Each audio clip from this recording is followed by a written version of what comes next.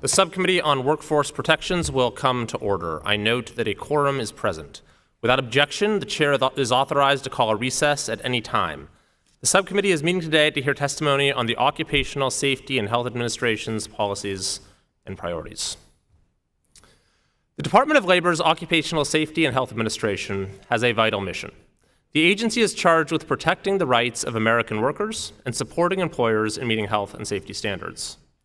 Unfortunately, OSHA has veered from this mission. It has taken its eye off the ball when it comes to protecting worker safety, focusing instead on political goals that could not win support through the democratic channels of our government. The result has been harmful and ill-considered policies that have compromised our system of checks and balances and weakened our economic competitiveness, while at the same time depriving workers of important protections. It bears emphasizing that our witness today, Mr. Parker, along with Julie Su, the unconfirmed acting Secretary of Labor, previously served in California government as appointees of Governor Gavin Newsom. Mr. Parker was chief of the Division of Occupational Safety and Health, known as Cal OSHA, for the first 2 years of the COVID-19 shutdown. During that time, the actions of Cal OSHA faced broad bipartisan criticism and sometimes bordered on the nonsensical. For example, in June of 2021, Cal OSHA proposed a rule that employees could go without masks in the workplace if and only if every worker present was vaccinated. So a single identified unvaccinated employee would cause all employees to have to wear masks. Many described it as the worst conceivable policy. The rule was so widely criticized that Cal OSHA reversed itself the following week, but still forced employers to collect vaccination information from employees. It was indicative of the uncertainty and irrationality that marked the COVID experience for businesses and workers in the state. Indeed, Cal OSHA was widely criticized for its role in what by any objective measure was the nation's least successful handling of pandemic workplace policies. California had the most onerous business lockdowns and mandates in the country throughout the COVID era, resulting in the highest unemployment of any state in the country. Still to this day, California ranks 49 out of 50 in employment. At the same time, the state had one of the worst public health records, with an age-adjusted excess mortality rate well above the national average. Beyond COVID, an NPR investigation found that Mr. Parker's agency also failed to protect workers from wildfire smoke, with required safeguards neglected. This perverse formula, policies that undermine both economic vitality and public health, has unfortunately now become characteristic of OSHA at the federal level. Mr. Parker and Ms. Su have taken California's lose-lose approach national. For example, shortly after Mr. Parker was sworn in as Assistant Secretary, OSHA published an emergency rule on workplace COVID-19 vaccination. The rule required employers with a total of 100 or more employees to develop, implement, and enforce a mandatory COVID-19 vaccination policy. Within 2 months, the Supreme Court ruled that OSHA had exceeded its authority in an unprecedented way. The court explained, "It is telling that OSHA, in its half-century of existence, has never before adopted a broad public health regulation of this kind, addressing a threat that is untethered in any causal sense from the workplace. Policies like the one OSHA attempted to impose," the court continued, "are the responsibility of those chosen by the people through democratic processes. Although Congress has indisputably given OSHA the power to regulate occupational dangers, it has not given that agency the power to regulate public health more broadly. Requiring the vaccination of 84 million Americans certainly falls in the latter category." Despite this rebuke from the High Court on a matter of profound public interest, and despite the absence of a confirmed Secretary of Labor, OSHA has proceeded with an aggressive regulatory agenda. This includes 23 new regulations expected within the next year, with an additional 6 under consideration for future action. Incredibly, here in 2023, OSHA continues to list a potential final rule on, quote, occupational exposure to COVID-19 in healthcare settings, even though President Biden has signed legislation declaring the national emergency to be over.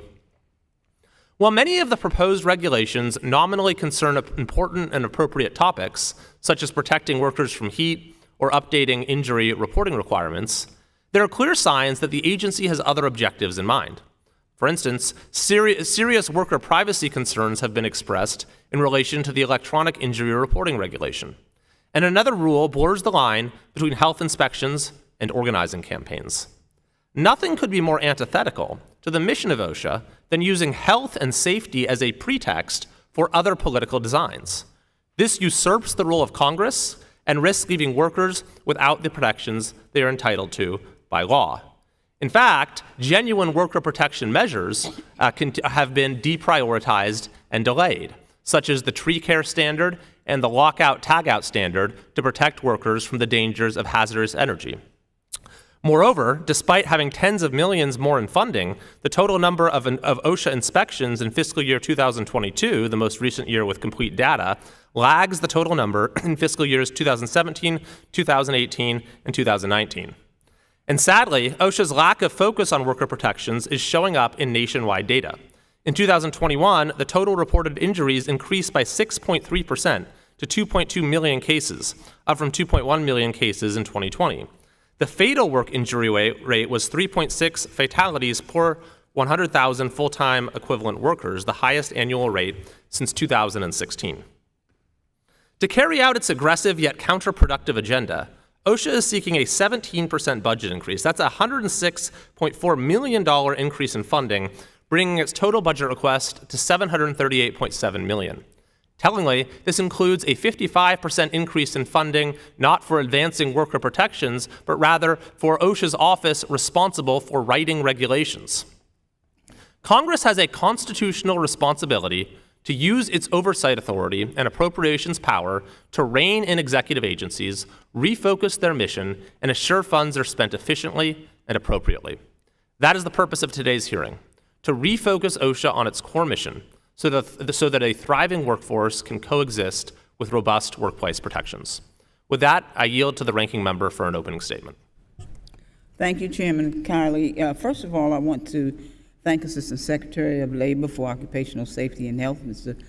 Doug Parker. Thank you for your time. Look forward to hearing your testimony. There's no question that the Occupational Safety and Health Administration, OSHA, is our nation's main line of defense against unsafe working conditions.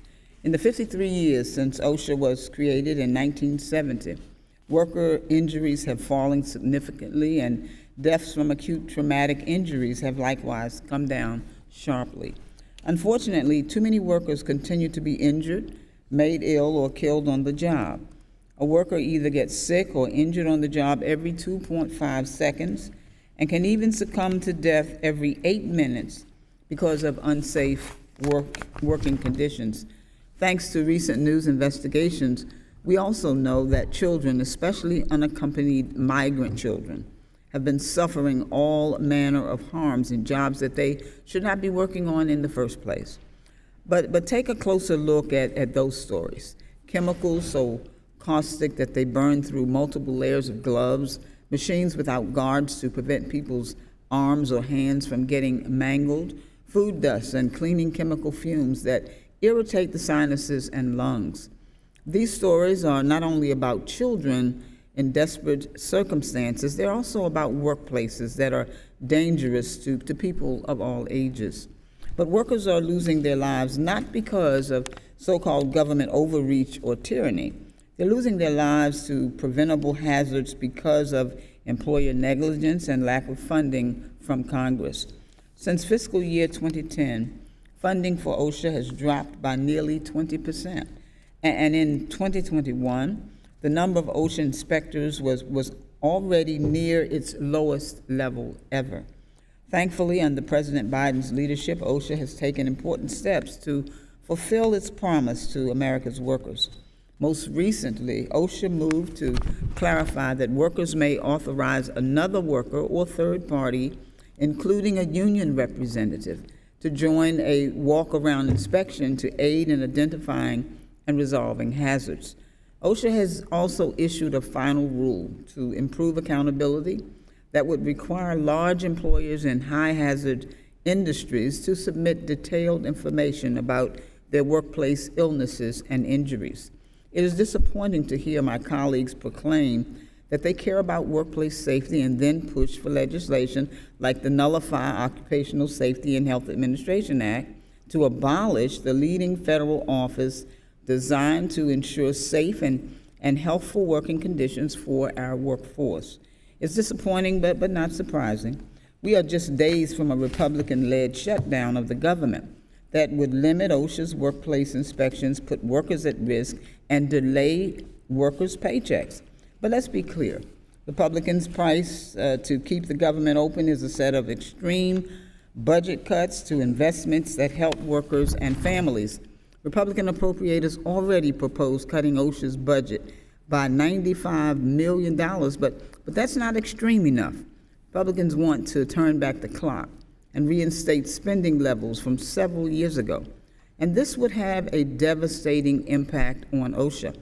According to the Department of Labor, House Republicans' proposed budget cutbacks would slash OSHA's budget by 22%, causing OSHA to lose at least 270 inspectors and conduct 10,800 fewer inspections.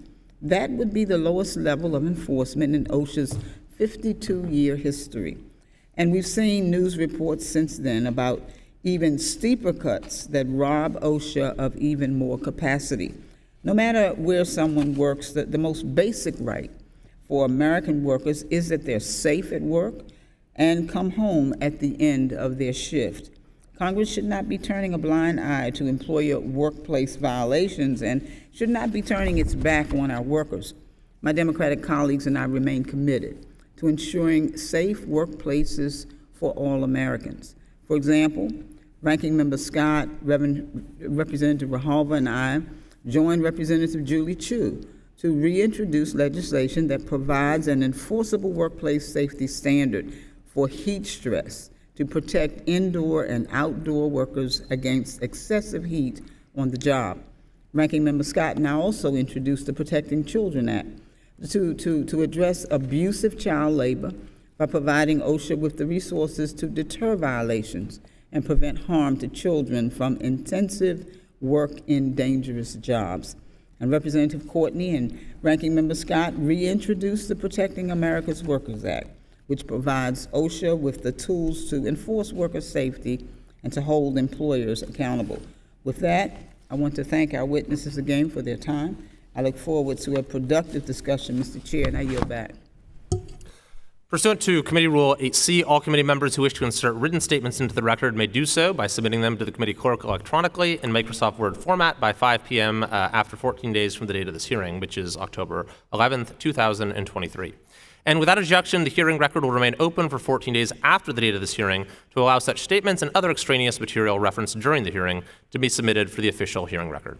I note for the subcommittee that my colleague from Michigan, Mr. Wahlberg, and my colleague from New Jersey, Mr. Norcross, waive onto the subcommittee for the purpose of today's hearing. I'll now turn to the introduction of our distinguished witness.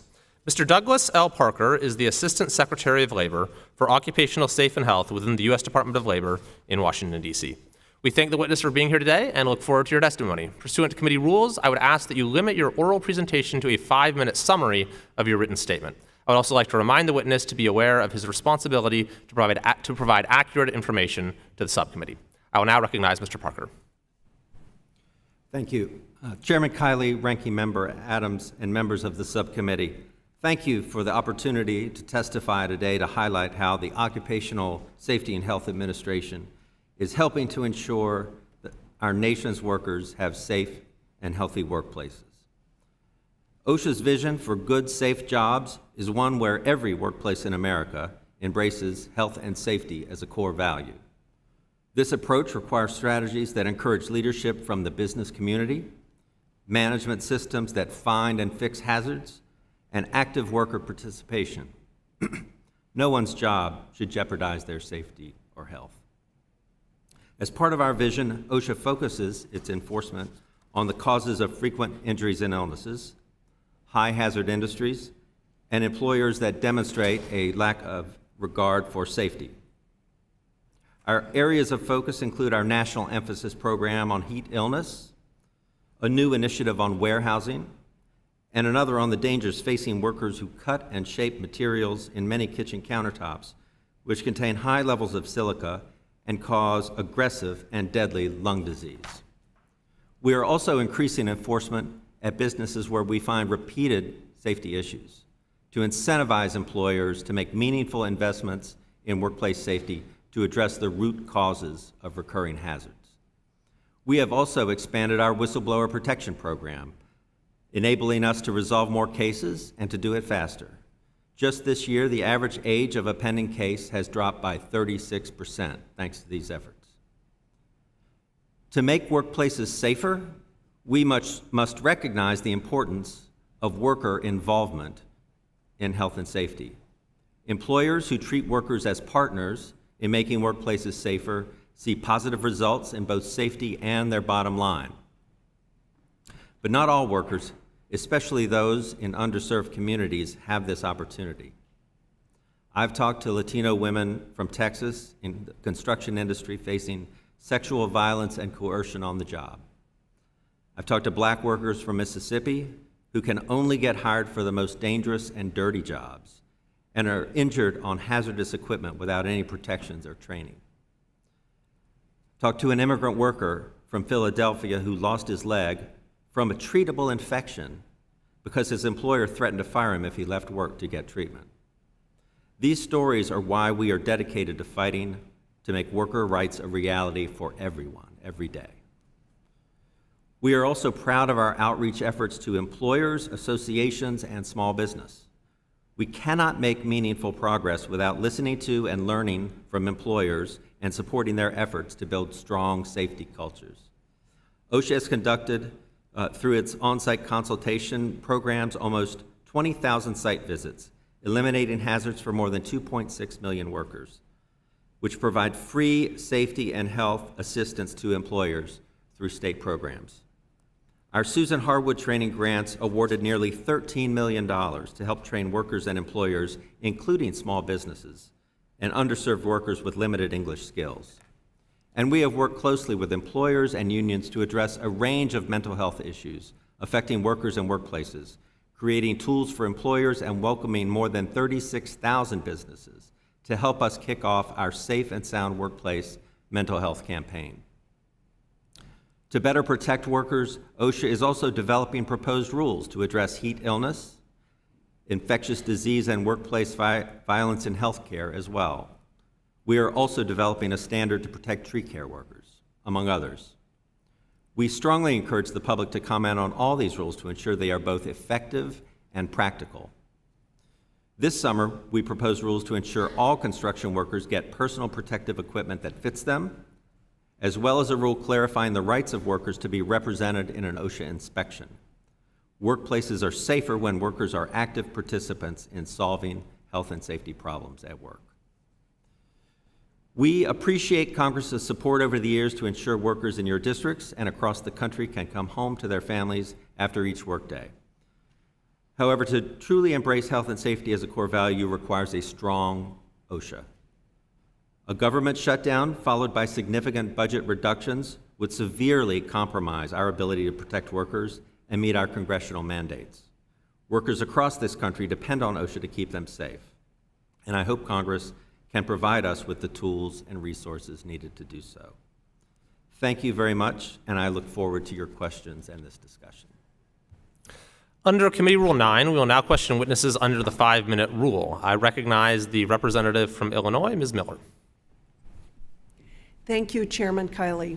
Assistant Secretary Parker, in November of 2021, OSHA released an emergency temporary standard that would have forced 84 million Americans to take an experimental COVID vaccine or provide their private medical paperwork to their employer. Do you think OSHA has the power to force 84 million Americans to take an experimental vaccine? You're referring to the vax and test rule that OSHA promulgated in November of 2021. It did require businesses of 100 or more employees to develop a program that would require employees to either take the COVID vaccine or get regular testing. Yes, so what I want to know is if you believe that OSHA actually has the power to force 84 million Americans to do that. Well, the Supreme Court ruled on that matter. Yes, and thank ruled- God the Supreme Court ruled on that and stopped you from doing that. You're an unelected bureaucrat, and you do not have the power to force 84 million people to take an experimental vaccine or show their papers. You tried to fire 84 million American workers, but do you believe the court was wrong? You know, the court made the final decision on the matter. That's how our judicial system works. And after they it's made about that decision, finality. after they made that decision, you actually said to Reuters, this is a quote, "The ruling was unfortunate, but it's not stopping us from pressing employers to take adaptive measures to keep things in place." So did you continue to threaten companies to impose a vaccine mandate, even though the Supreme Court told you that you couldn't? And Chairman, I'd like to enter that into the record. Without objection. No, we didn't threaten anyone, but there were companies that were looking forward to clarity from the government about these rules and to They provide got them. the clarity from the Supreme Court, and you ignored them and continued to press companies to fire American workers. And we are curious, what was President Biden and OSHA's plan if 84 million Americans refused to comply with the vaccine mandate or show their papers? That's categorically untrue. We didn't threaten anyone, and we didn't demand that anyone be fired. You absolutely complied were with the promoting law. that. The Supreme Court stopped you, thank God. And in light of considering what would have happened if Americans refused to comply, what was your plan? Congresswoman, I believe that the American people expect their government to take on the big problems that are facing them. More than 1 million people Well, I'd just like died to say, from you are COVID. inept. It would have terrorized our economy if the American workers refused to comply, and it would have put 84 million American workers out of work. But now I'm troubled that you're targeting farmers in your quest for power and threatening to shut down the agriculture industry because it's hot outside in the summer through your new heat standard. Have you ever worked on a farm or run a farm? I have done some work on a farm, yes. Yes, and right now you actually sit in Washington, D.C. as an unelected bureaucrat. I don't believe you've ever produced anything. Have you ever produced anything on a farm? I was a helper on a farm, but I spent a lot of time sharpening tomato stakes. In your garden. No, it was a But business. Anyway, now you want to tell farmers how to farm and tell Americans which big pharma shots they must take. I'm going to introduce amendments to strip you of your power and funding to protect the 84 million Americans who do not want to show you their vaccine papers and to protect farmers who feed Americans. Mr. Chairman, OSHA needs to be reined in. They have gone far beyond their minor limited mission. Thank you, and I yield back. What did you mean just now when you said that you weren't going to force anyone to be fired? What do you mean by that? There was a statement by the Congresswoman that we had made threats that employers fire workers after the Supreme Court decision for not getting vaccinated. At least that's how I understood it. And I was just making clear that we made no such threats, then that we complied with the decision of the Supreme Court fully. I now recognize the ranking member. Thank you, Mr. Chair. Assistant Secretary Parker, heat is the leading cause of weather-related deaths in the United States.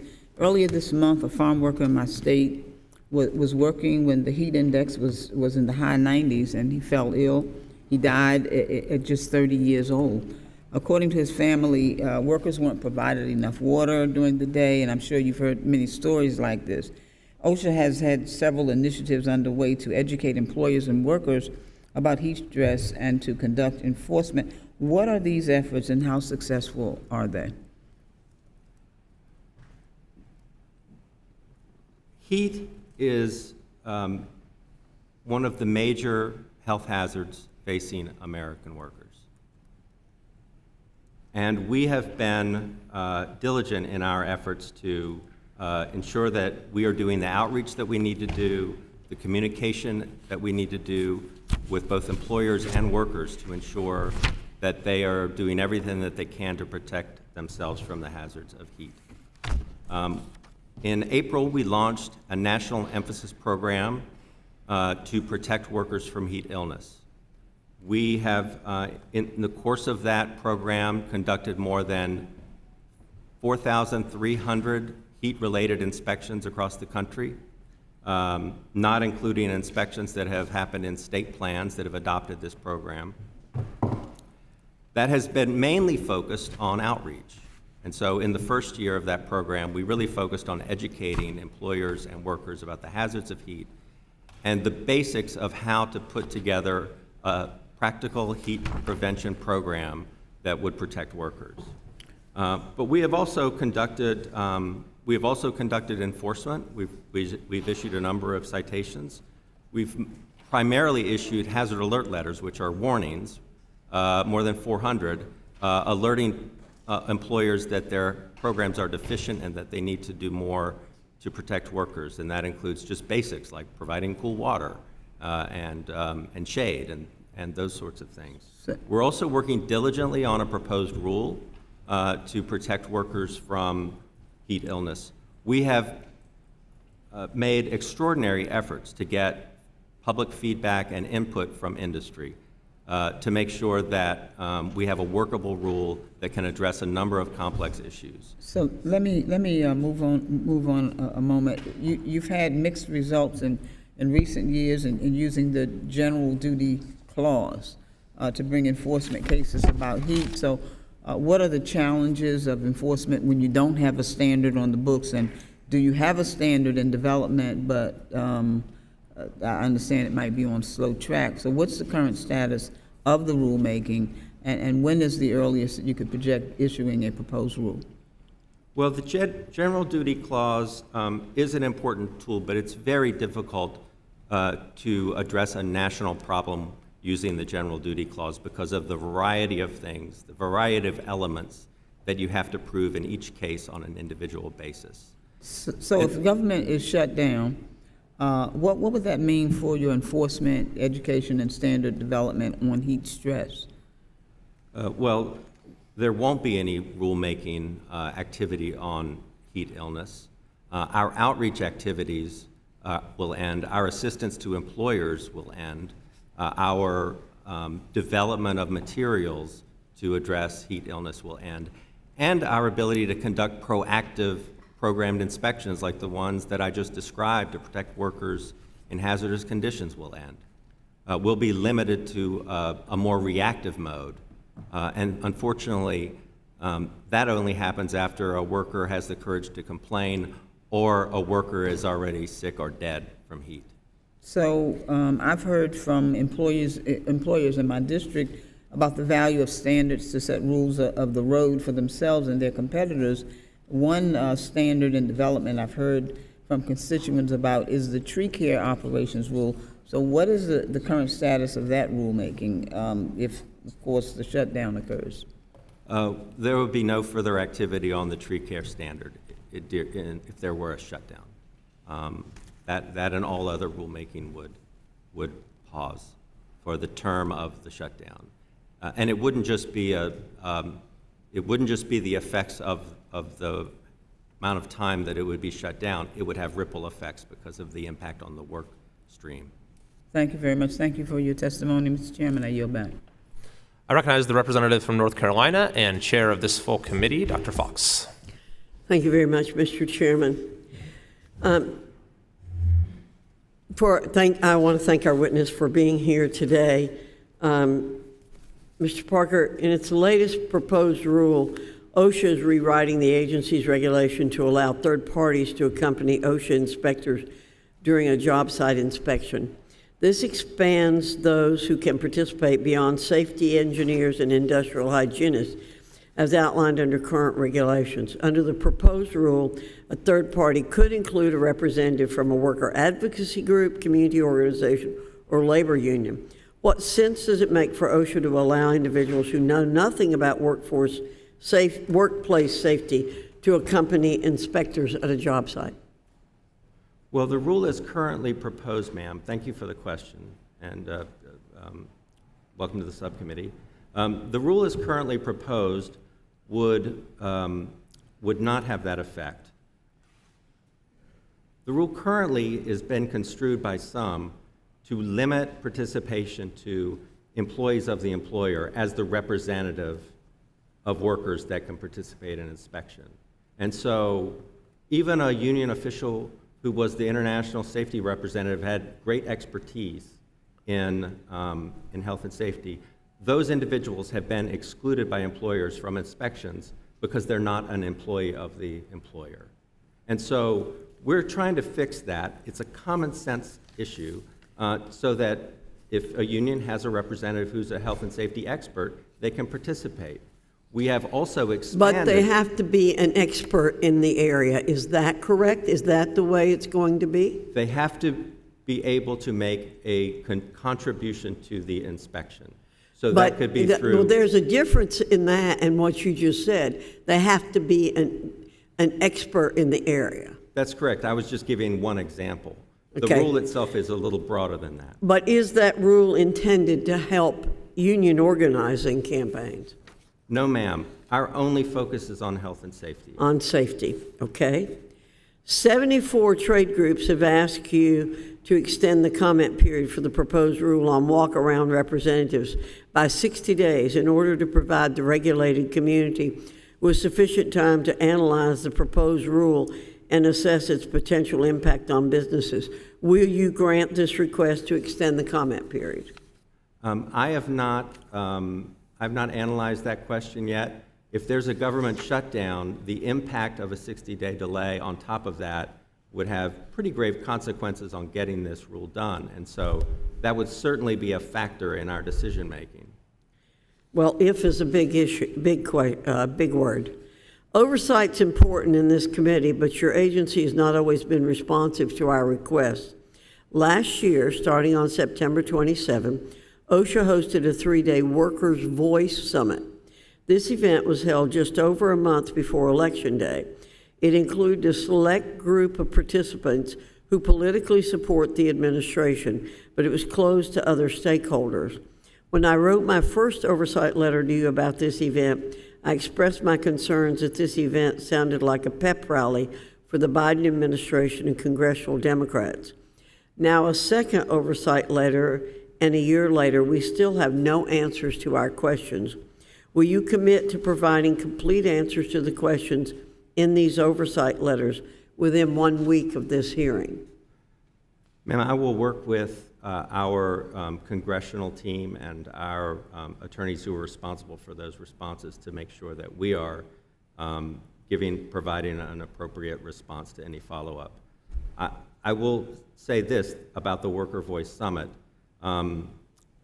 You weren't here for my oral testimony, but I was telling stories of workers who had tragic situations at work and had been exposed to hazards, had been harassed, had seen tragic events. Those were the people who were at that Worker Voice Summit. That was an opportunity to hear from rank-and-file workers from around the country about their experiences on the job, and for us to be able to listen to them. And it was one event, an important event. It was no pep rally. We had some hard questions to answer from these workers about what we were doing. Well, why could you not hear those comments and concerns without having a rally or a big meeting?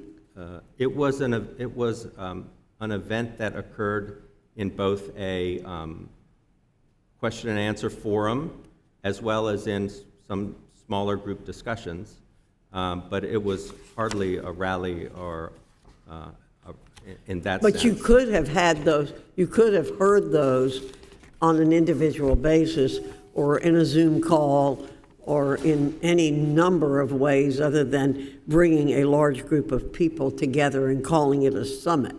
You know, I meet all the time. The gentlewoman's time has expired. The with witness may answer. employers. Thank you. The witness may answer.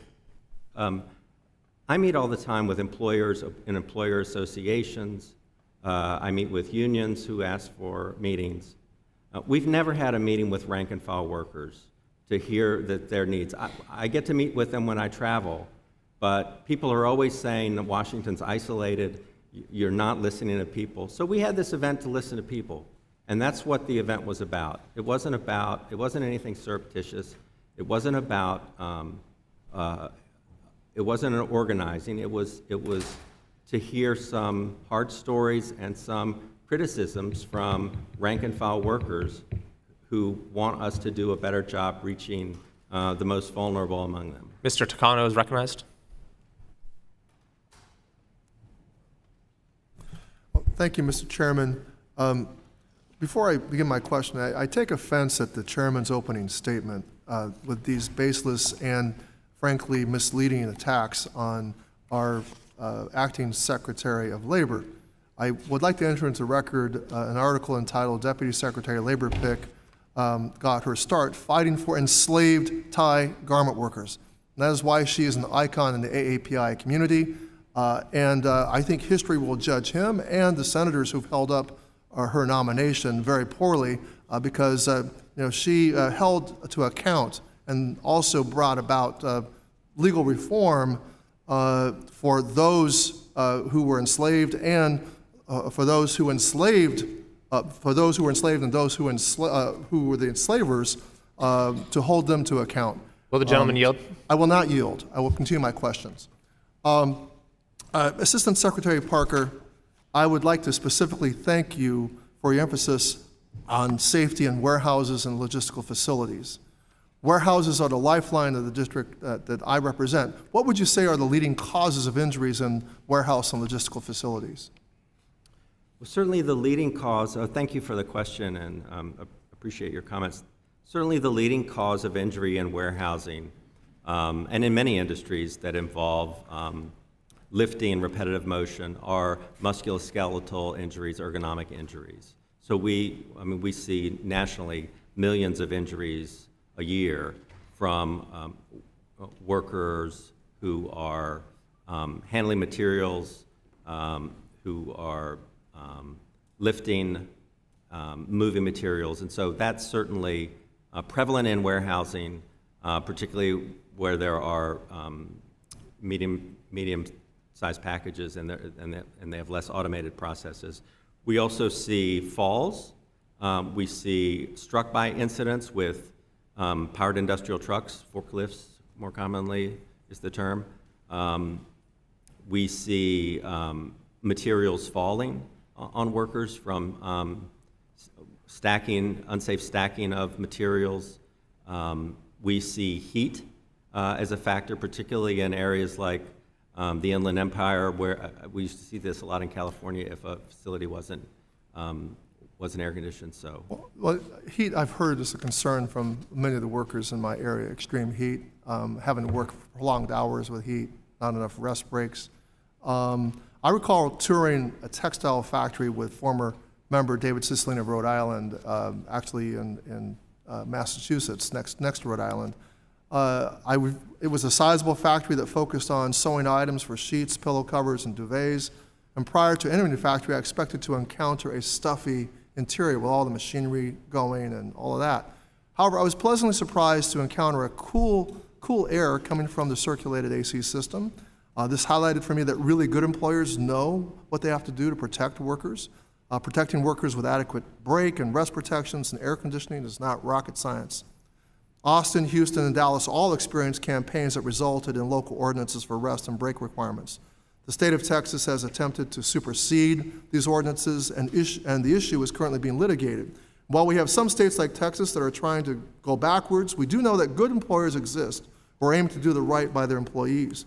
Factories such as the Mattook factory, which I visited, are emblematic of this. And by the way, all this cool air is being generated by renewable energy. They invested in this renewable energy even when the utilities were not really encouraging that to happen.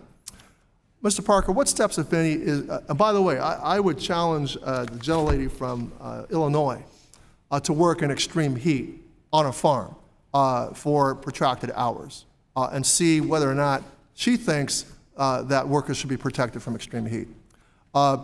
And I challenge you to do that. I challenge you to go work on a farm under extreme heat conditions. Mr. Parker, what steps, if any, can OSHA take to potentially incentivize employers like Matuk to take actions like these, or employers to emulate what Matuk has done? Well, I mean, one of the things that we are learning from our conversations with employers is that there's more and more evidence out there that that providing rest actually can lead to productivity gains. And so, workers slow down when they're overheated. They have they're more prone to less mental focus, so there's more mistakes in their work. And so there is some emerging evidence that if you address these things, you actually have productivity gains that can have some effect in offsetting the time it takes to provide employers with rest breaks. So there's also a lot of technical assistance that we can provide employers on how to promote a range or implement a range of options to ensure that their workers are doing the basic things like drinking enough water, taking breaks in a cooler location, that there's some acclimation or acclimation is taken into account. I mean, most of these deaths from heat happen during the first week on the job. Thank you, and I yield back. I'll now recognize the representative from Wisconsin, Mr. Grothman. Yeah, I have a variety of questions to ask you.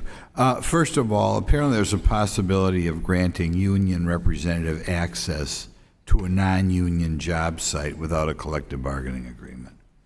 What are the safety-related advantages of giving somebody access like that, or are there dangers, and how do you align the idea of giving access to these people with your goal of improving workplace safety? Well, our goal is to implement the OSHA Act, and the OSHA Act calls for strong worker participation. And what we have seen over the course of the 52 years since the signing of the OSHA Act is that there is less and less worker participation. And so we are interested in making sure that we have regulations that follow the law. We have current regulations that place restrictions on who can be an authorized representative that do not exist in the OSHA Act, and we don't think were intended. So regardless of whether it's a union representative or some other third party, if they have knowledge or expertise, whether it's technical or real-world experience that can contribute to that inspection. You're going to allow people in even if the business doesn't want them?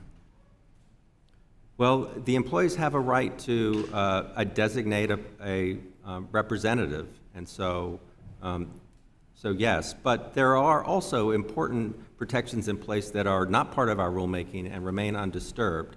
So if a representative is disruptive to the proceeding, if they would not contribute to the proceeding, if their entry into a workplace would compromise trade secrets, then in those cases that person would not be permitted to be a part of the inspection, or they would be excluded from any relevant. I'm going to switch a little bit. How much do you think the proposed heat standard would cost small business in this country? We don't have a number on that because we haven't written a proposal on that. We have gone to the SBA and convened a small business committee and given them a range of options rather than a prescriptive proposal, so that we can get a fuller range of feedback from small business about what is practical. So we're very mindful of the costs and putting measures in place that are going to be achievable for small business. And we've really, I'm proud that we've taken an approach that OSHA's never done in the rulemaking, which is to go to small business with open-ended questions, to hear from them about what they think makes sense, rather than giving them a set of rules that they have to respond to. So we're actually hearing from them and hearing their ideas and hearing what they're doing now to protect workers. It's quite exciting to be part of that process. The permanent COVID-19 standard in healthcare settings has been under review since December 7th. Since that time, the administration has ended both the public health emergency and the national emergency for COVID.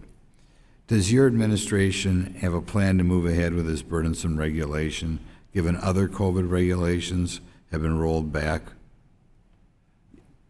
Right now, the status is that it is under OMB review, so I cannot make predictions or. Are you guys trying to extend it, though? It's under interagency review and an OMB process, and we're engaged with OMB, and a decision will come from that process about what happens. Obviously, we know a lot more about the COVID situation. Maybe the press tries to cover it up, but more about both the masks, more about the vaccinations than we did at the time.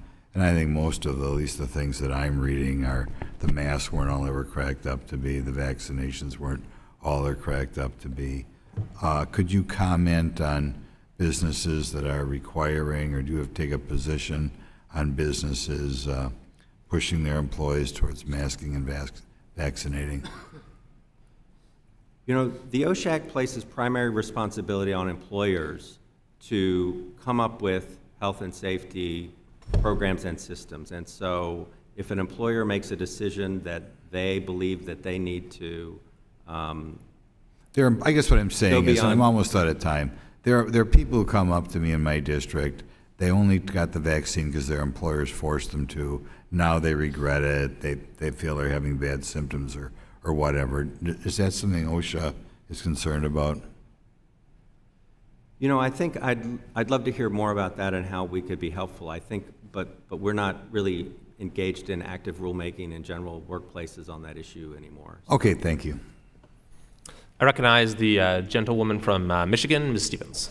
Thank you, Mr. Chair, and thank you, Mr. Assistant Secretary Parker, for appearing before our subcommittee today to highlight the vital work that OSHA carries out each and every single day in workplaces across America.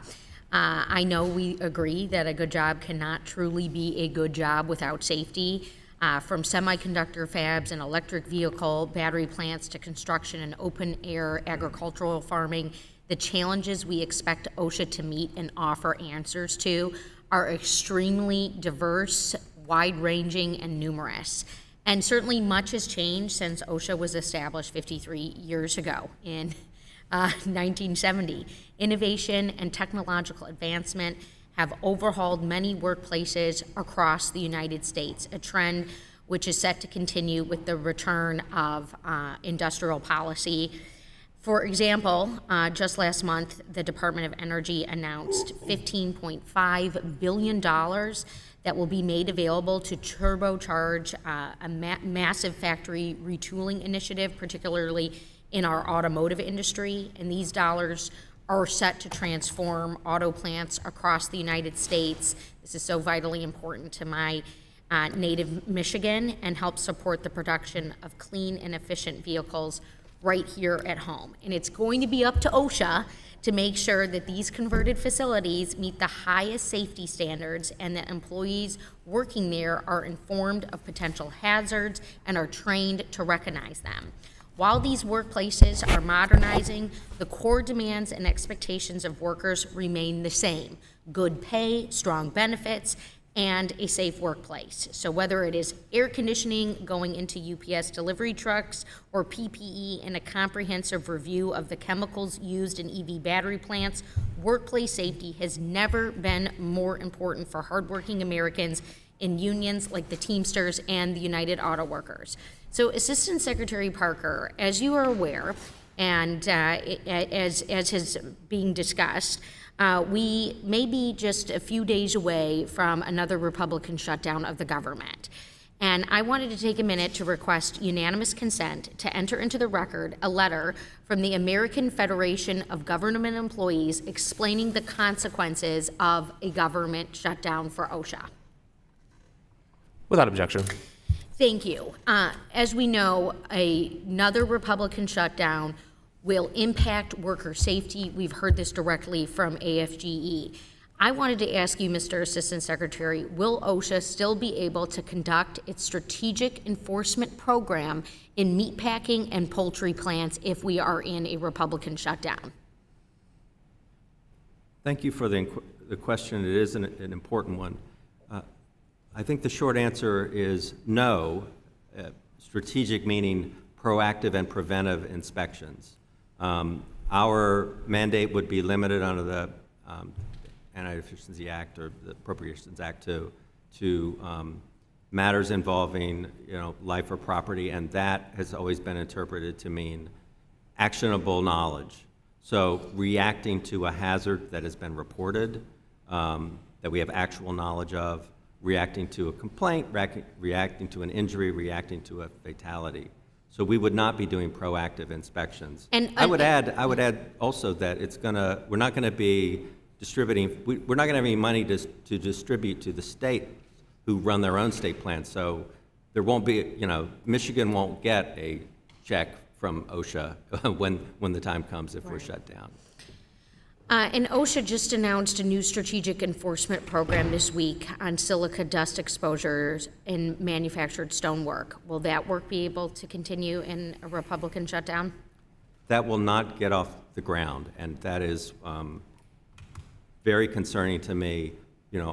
We first worked on this issue when I was in California after finding workers who had worked 10 years in this industry, had not even reached the age of 40, and were dead in the ground from silicosis. And we need to take action on this, and it's extremely, gravely concerning that this effort is going to be delayed. Yeah, we need to take action and make sure that government can still function for the workers and the individuals who rely on it. And I want to thank you for your dedication to that charge. And with that, Mr. Chair, I yield back. Mr. Parker, your agency was responsible for issuing an employer vaccine mandate that would have applied to 84 million Americans. Now, the Supreme Court struck that down. It was a scathing opinion about how OSHA had well exceeded its authority in unprecedented ways. Earlier today, you testified that you didn't demand that anyone be fired. So in your contemplation, if a worker did not comply with the requirements of that vaccination or test rule that you promulgated, what would have happened? What would have been the consequence for that employee? Well, the question that I received earlier from the Congresswoman from Illinois referenced our activity after the ruling was issued. And so it was a reference to our efforts post-Supreme Court decision. So pre-Supreme Court decision, you did demand that people be fired? The rule never went into... Right, but the rule as you wrote it, as you contemplated, as you wanted to go into effect, it did contemplate people be fired. It was up to the employer. It didn't prescribe any remedies in the rule for how that would be implemented. The Supreme Court noted that hundreds of thousands of people could have lost their jobs. You disagree with that? The Supreme Court was making a preliminary decision. It wasn't a final order. They had a limited record in front of them. But you see, I would have to go back and reread the ruling. I don't recall that provision. Mr. Parker, you're one of a number now of officials in this administration who has come before this committee and tried to tell us that 2 + 2 doesn't equal 4. Sitting in the chair that you're in now, the Secretary of Education testified, gave false testimony to this committee, denying that he had promoted a student vaccine mandate when he had done precisely that. Sitting in the chair that you're in now, the Secretary of Health and Human Services made one of the most outlandish statements ever entered into the congressional record, which is saying quite a lot, when he said, "We never forced anyone to do anything," in relation to the widely discredited policy of forcing young children as young as 2 years old to wear masks. And now you come before us today, asked about one of the most sweeping abuses of power that we've seen, that was rebuked by the Supreme Court, and you tell us that we didn't demand that anyone be fired. So has there been some sort of memo going around? Why is the administration insistent on rewriting history?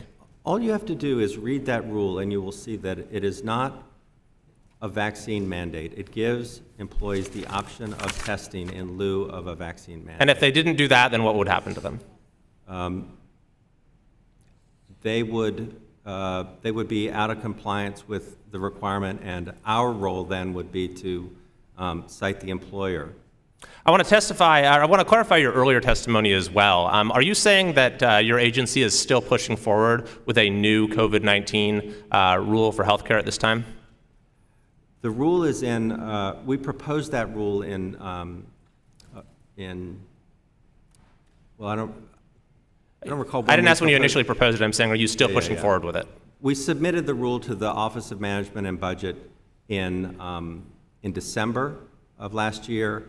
It has remained in review there. So you're not planning on rescinding it or withdrawing it?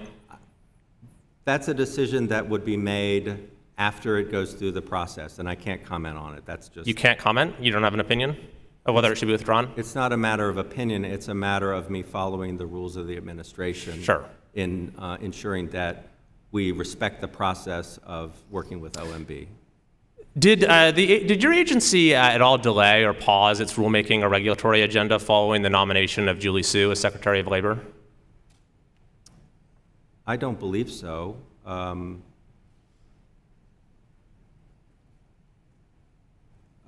All of our work internally continued. Okay, how would you describe morale at the department right now? You know, we are still working to address a real malaise that was in place at the Department of Labor in the prior administration. Do you think that having an unconfirmed Secretary of Labor who the Senate has considered and chosen not to confirm has had a negative impact on the morale at the Department of Labor?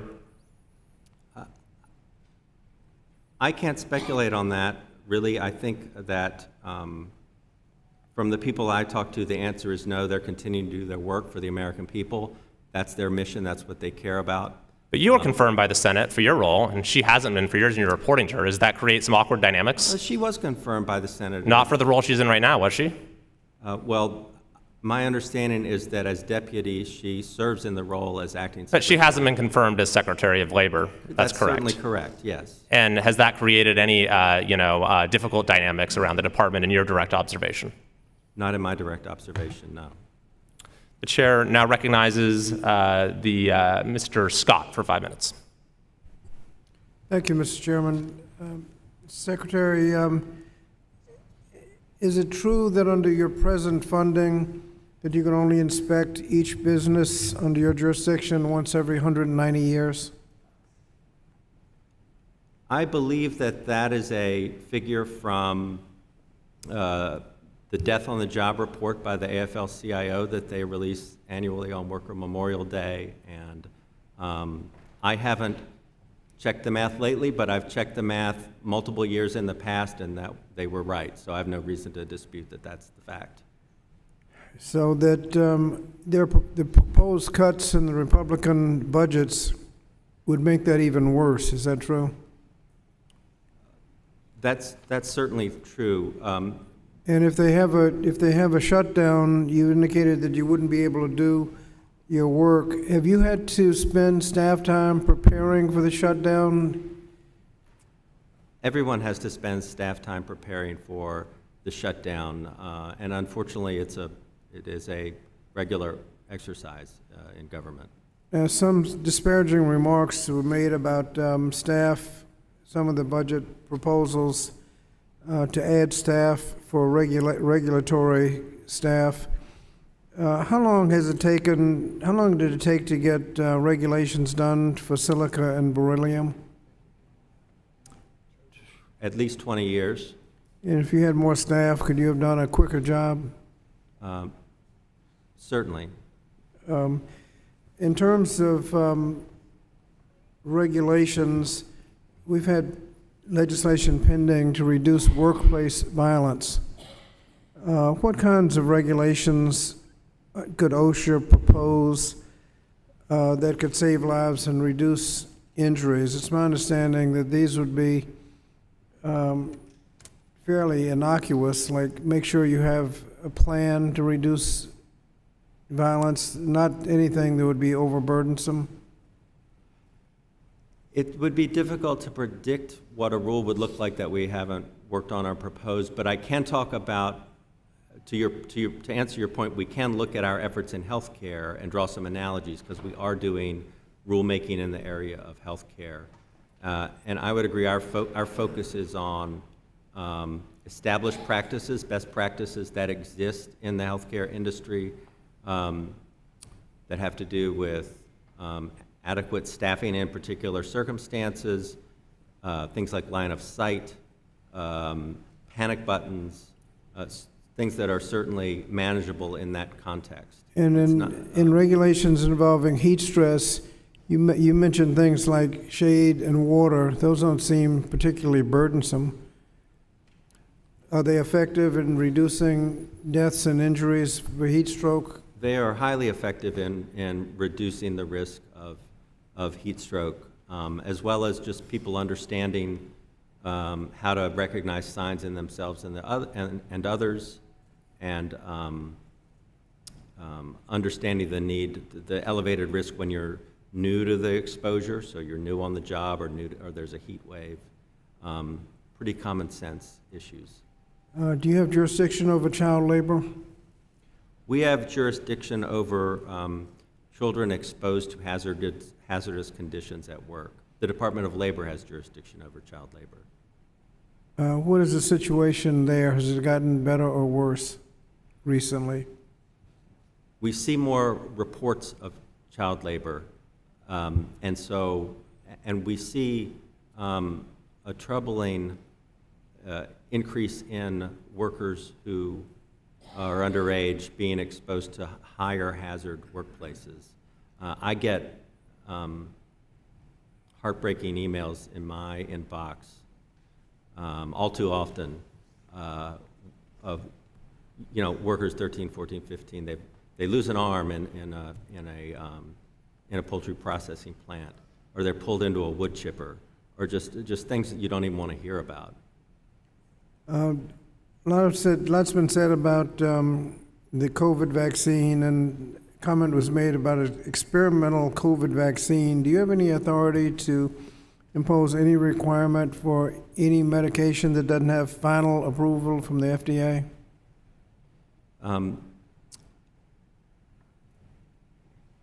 I believe that I'd have to check with our legal counsel on that, but in normal circumstances, the answer, I think, is no. Thank you. Thank you, Mr. Chairman. The representative from Michigan, Mr. Walberg, is recognized.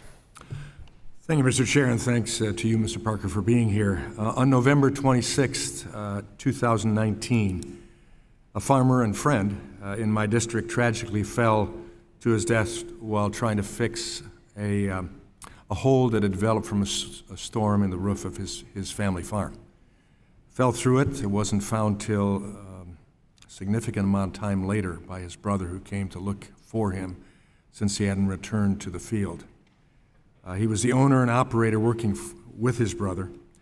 While the family was still grieving, Michigan OSHA, levied thousands of dollars worth of fines on the family for failing to report the death within 8 hours. The family was dealing with the emotional loss of a brother and a husband, and the last thing I'm sure that a wife was considering was picking up the phone to call OSHA hotline to report the death of her spouse, as you might understand. Since 1976, Congress has approved an appropriations rider stating businesses with 10 employees or fewer, including small family farms, are exempt from the OSH Act's injury and incident reporting requirement. Efforts to reduce the penalty at the state level were vetoed by Governor Whitmer, saying that doing so would be inconsistent with how federal OSHA regulates small farms. Do you believe, Mr. Parker, small family farms with less than 10 employees should be held to the same standards as large businesses? Well, as you know, under the appropriations rider, we don't have jurisdiction for much of our activity on small family farms with fewer than 10 employees. The only exception is if there's a temporary labor camp on site. Let me also just offer my condolences for your friend. That's a horrible incident. I will say that we have, I don't know the circumstances or the jurisdictional questions in that case, I do know that while we do issue penalties for reporting violations because there's an important policy reason that we're able to respond to deaths in a timely manner, there are circumstances such as that where we have been known to issue citations without penalty because of the trauma. So I think I guess I'd follow up on that to make sure I understand. Do the OSHA inspectors have discretion in these type of situations? And if an OSHA inspector did this, offered discretion in a case like this at the federal level, would you view that as appropriate? we would look at that on a case-by-case basis, and that would be not really the final decision wouldn't be with the inspector, but we would look at that at the supervisor level. We wouldn't necessarily go to immediate penalty of thousands of dollars for a wife not reporting her husband's death. That's correct. But let me be clear. I don't know the circumstances. I don't want to, and I don't know Michigan's policies, and I don't want to disparage them. I can only talk about what we do. And sadly, Michigan's policy still would require this wife, in a grieving situation, within 8 hours of her husband falling through a roof, trying to prepare it, preventing further storm damage, to report or pay thousands of dollars. So I guess in asking at the federal level, which will determine whether we move this direction somehow to give some reality to how OSHA works with states like Michigan OSHA, would it be appropriate to lengthen the reporting requirement in cases like this one I described when someone loses a family member? I'm looking for a policy. I don't know that. I'd have to evaluate that more and talk to our team. I don't know that necessarily more rulemaking is the right answer as opposed to Common sense. Just an approach of ensuring that we always include, humanity in our approach to our work. I appreciate that, and I hope that we truly can provide greater clarity at the federal level and prevent these types of unfortunate events in the future, because we know that the state OSHAs look in a great degree to what federal OSHA sets as standards of practice. And in this case, I would think discretion would be common sense as the first step, unless we saw something that was egregious in undercutting what should be done in reporting requirements that make sense. We'll keep looking. Mr. Chair, I yield back. Without objection, there being no further business, the subcommittee stands adjourned.